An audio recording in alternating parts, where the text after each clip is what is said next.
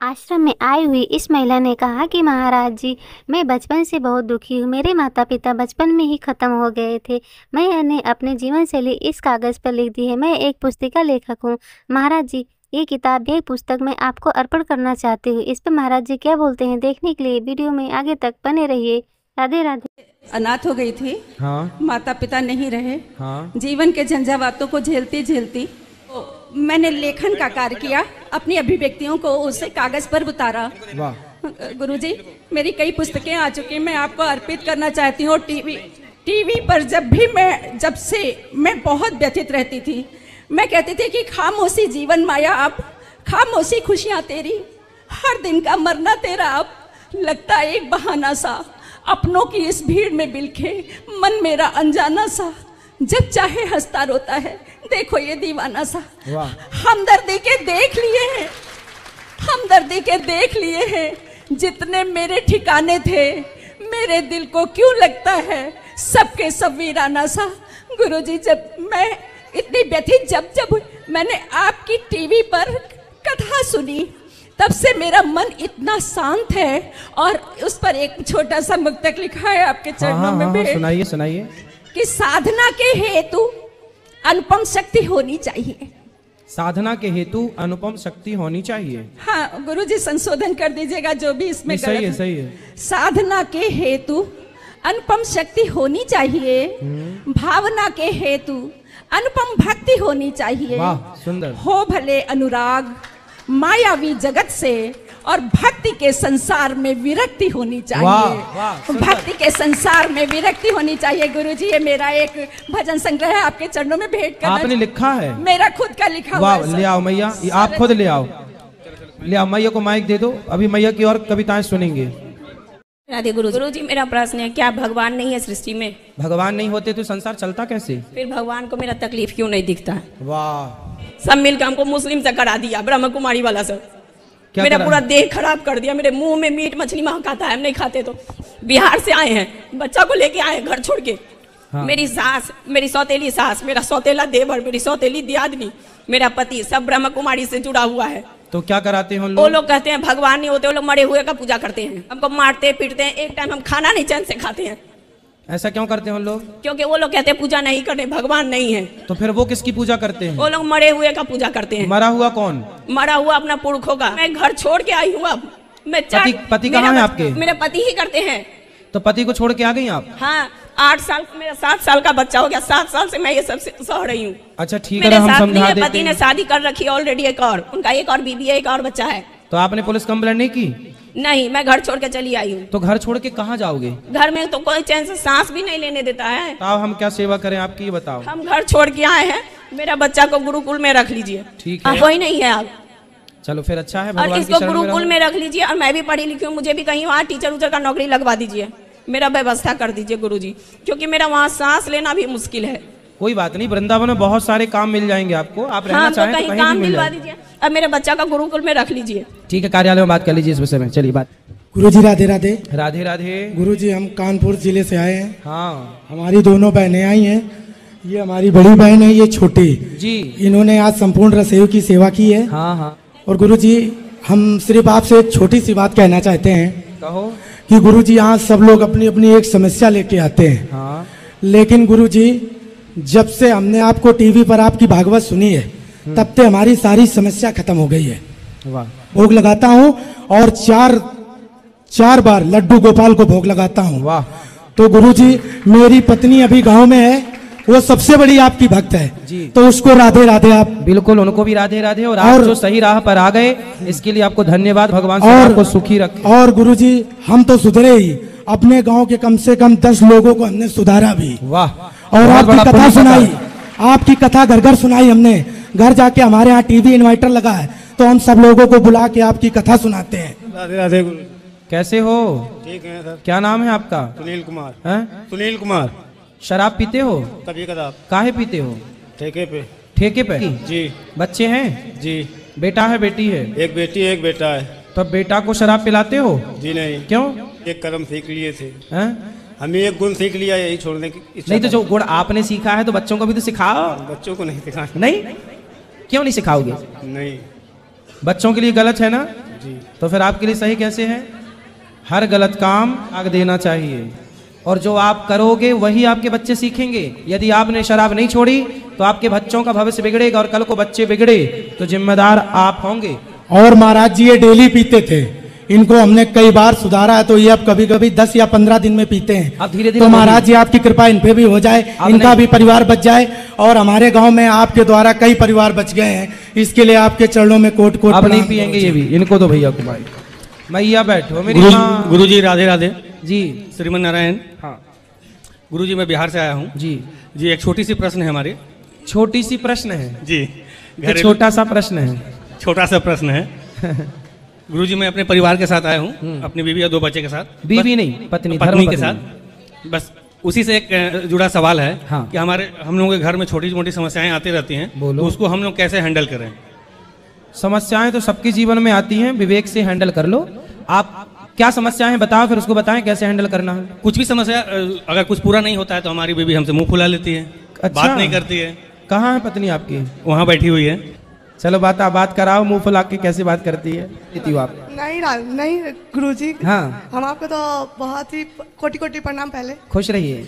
हम थोड़ी सी लड़ाई होती है, थोड़ा हाथ मार देते हैं तो फूल जाते हैं, थोड़ा गुस्सा हो जाते हैं, तो हाथ मारना भी तो गलत है। तो आप अपनी पत्नी को मारते हो? गलती से कुछ गुस्सा आया ना तो कुछ ऐसे कर देना। तो आप तो नहीं मारती हो? से मार देना। हाँ? आप तो नहीं मारती हो? नहीं कुछ नहीं तो आप क्यों मारते हो? पत्नी को मारना नहीं चाहिए। जी महाराज जी। है ना जी। पत्नी को आज के बाद आप मारना मत। हाँ जी महाराज जी। पत्नी लक्ष्मी होती है, साक्षात भगवान नारायण का स्वरूप होती है, मोहिनी अवतार। इसलिए स्त्री पर हाथ उठाना मतलब भगवान पर हाथ उठाने के बराबर है। जी महाराज जी। हमारे सनातन धर्म में कभी स्त्री पर हाथ नहीं उठाया जाता। ठीक है, गुस्से आप प्यार मोहब्बत से हंसते मुस्कुराते मजाक करो, ठीक है, पर मारना नहीं चाहिए। जी महाराज जी। पहला मारना नहीं है, दूसरा आपको मुंह नहीं फुलाना है। अब गलती ये नहीं करेंगे, अब गलती आप भी मत करना, ठीक है? जी महाराज जी। शराब तो नहीं पीती? नहीं, मैं शाकाहारी हूँ। मांस? अच्छा शाकाहारी है जी। अच्छा, कथा सुनते हो? जी। फिर पर शादी के बाद हम इनके साथ साथ छोड़ दिए। लगभग 6 साल हो गए चला शादी का, 5 साल से हम भी छोड़ दिए। ठीक है। अच्छा, अब सोच रहे हैं कि वैष्णव धर्म का उपयोग कर लें। हाँ। लहसुन प्याज भी छोड़ दें। बिल्कुल वैष्णव हो जाइए। अब आपको भी मानते हैं, हम रोज कथा सुनते हैं। आशीर्वाद दीजिए हम लोग को, बच्चे लोग को और पूरे परिवार को। हमारी बहन है, ननद है, और मेरी 2 बहनें भी है। अच्छा, ये आपकी ननद है? नहीं उधर। इस तरफ आओ जल्दी। चलो खुश रहिए। ठीक है, पूरे परिवार को आशीर्वाद, सबको आशीर्वाद। गुरुजी एक प्रश्न है पिताजी को लेके। हाँ। कि हमारे पिताजी कभी कभी नशा करते हैं। कथा से कथा सुनवाओ उनको। जी। उनको दो मैया। राधे राधे गुरुजी। जी।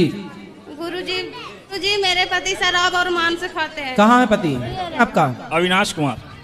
तो क्यों शराब पीते हो? शराब तो नहीं पीते हैं, वो कभी कदार पी लेते हैं, जैसे कि महीने में कभी किसी के यहाँ पार्टी उठे में गया तो वैसे तो। और मांस? मांस भी घर में बनता नहीं है, न खाते हैं कोई, बस कभी दूसरा कोई दे, मतलब कोई किसी के यहाँ जब भी खाता हूँ। वैसे तो दूसरे के यहाँ जाके चाट आते हो? बेटा है। बेटा है जी। तो ये बड़ा होगा तो इसको भी शराबी बनाओगे? नहीं ऐसा कुछ नहीं है, बस थोड़ा सा हो जाता कई बार। अब तो हमने पूरा देखो आपका प्रभाव पूरा आपके बच्चे पर पड़ने वाला है। हाँ जी, हाँ जी। इसलिए अब आपकी जिम्मेदारी है कि आपको एक अच्छा पिता बनना है या एक शराबी पिता बनना है। नहीं छोड़ देंगे धीरे धीरे। अभी अपने देखो, हम जो आचरण खुद उतारते हैं उसी आचरण को हमारे बच्चे फॉलो करते हैं। और जो आपको शराब पिलाते हैं वो आपके दोस्त हैं? जी।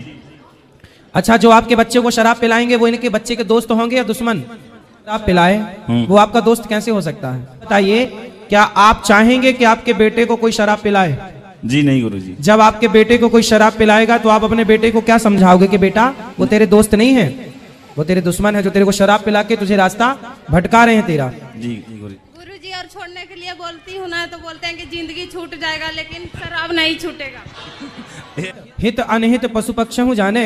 पशु पक्षी भी अपना हित अनहित जानते हैं, लेकिन आप इंसान होके भी अपना हित नहीं जानो तो फिर क्या जीवन है आपका? जी गुरुजी। अपना तो भविष्य जानो, अपना भला बुरा तो समझो कि किसमें आपका भला है, किसमें आपका बुरा है। जी गुरुजी। ठीक है। आप प्रॉमिस करो नहीं पियोगे शराब जी अभी। और आप चाहोगे सब हो जाएगा, करने से सब होता है जी। तो नहीं पियोगे? नहीं पिएंगे। पक्का। मांस नहीं खाओगे? मांस नहीं खाएंगे। पक्का प्रॉमिस? पक्का वादा? हाँ पक्का वादा। तोड़ तो नहीं दोगे? ठीक है। ठीक है, खुश रहो, ताली बजा दो इनके लिए। जय श्रीमन नारायण गुरुजी। हाँ। मैं छत्तीसगढ़ कोरबा से आई हूँ। बोलो। आपसे प्रश्न पूछना है एक। जी। आप रायपुर में आए थे तो आपसे गुरु मंत्र ली हूँ। आप रायपुर आए थे ना, आपसे गुरु मंत्र ली हूँ। हाँ। तुलसी माला करती हूँ तो जैसे 11 माला करना चाहिए, तो 3 के बाद कोई ना कोई पहुँच जाते हैं बीच। फिर से करना है कि उसके बाद से करना है? जितना हो रहा उतना करते चलो, उसके बाद से फिर तो लोगों को उसी समय क्यों आना है जब माला जप रही वो हो? तो आ जाते हैं, क्या करूं। तो आप थोड़ा उनको बैठने दिया करो। आप ठीक है, आप जितना माला जप लो उसके बाद से फिर स्टार्ट कर लिया करो, कोई दिक्कत। ठीक, राधे राधे गुरु जी। जय श्रीमन नारायण गुरु जी। जय श्रीमन नारायण। गुरु जी, आपके चरणों में और गुरु माँ के चरणों में मेरा बारंबार प्रणाम। आपके माता पिता के चरणों में मेरा कोटि कोटि प्रणाम। गुरु जी, मेरा छोटा सा क्वेश्चन है। आपके बहुत सारे शिष्य हैं, सभी लोग आपसे मिलना चाहते हैं और आपको प्रणाम करना चाहते हैं, लेकिन ये संभव नहीं हो पाता। मेरा एक क्वेश्चन है, जैसे द्रौपदी माता का वस्त्रहरण हो रहा था। हाँ। हम लोग तो सामान्य से भी सामान्य गटर के कीड़ा है हम लोग। भीष्म पितामह और गुरु द्रोणाचार्य वो क्या मजबूर थे कि द्रौपदी माता को मदद नहीं कर पाए? मैं ये समझ नहीं पा रही हूँ। इसी का दंड तो मिला, बाणों की सैया पर लेटना पड़ा। नहीं तो बाद में, लेकिन वो लोग तो धर्म आत्मा थे ना, धर्म आत्मा थे। हाँ, धर्मात्मा थे, इसलिए गलत को बर्दाश्त किया, गलत को सहा, इसलिए तुम्हें दंड मिला ना बाणों की सैया का। इसलिए तो मैसेज मिला समाज को कि कभी ना गलत करो ना गलत को देखो, स्वीकार मत करो वरना दंड मिलेगा। मजबूरी थी कुछ, लेकिन पितामह को वहां ये करना चाहिए था अपने बल का प्रयोग। एक जमाते उनके बाणों का कोई तोड़ नहीं था किसी के पास। उन्होंने ये गलती की कि उन्होंने अपने ताकत का प्रयोग नहीं किया।